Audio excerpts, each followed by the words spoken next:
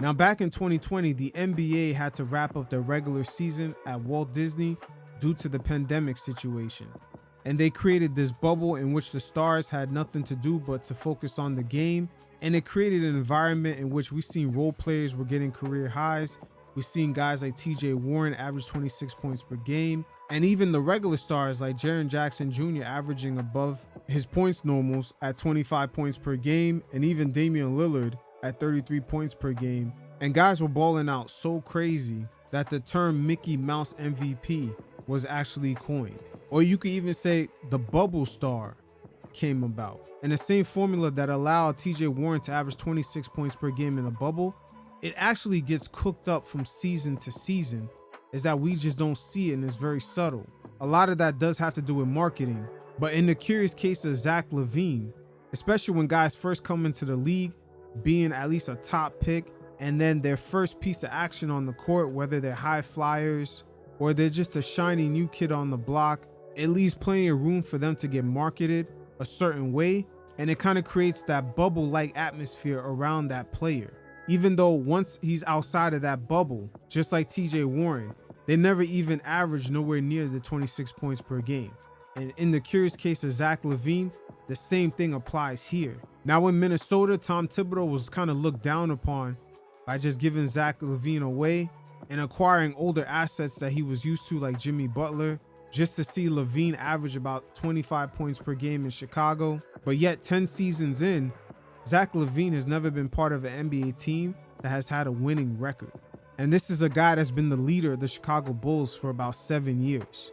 Now, even though this season he's dealing with a lot of injuries, the Bulls kind of have the same record without him. Right now, they're 10-15 with Zach, and without him, they're 13-12.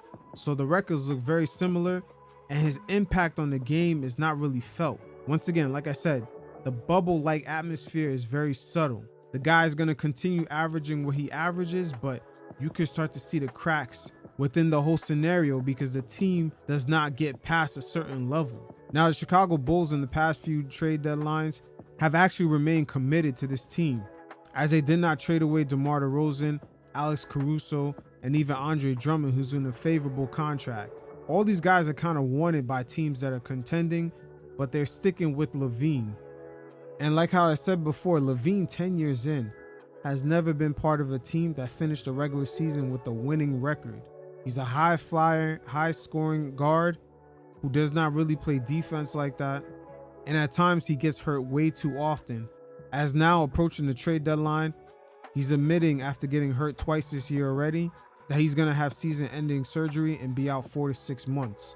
So once again, it looks like the Bulls are still going to have to be committed to Lavine. And there's probably reasons outside of basketball we could look into, such as the Chicago Bulls being a team with the highest attendance in the league. So they are definitely a cash cow revenue for the families that own that team.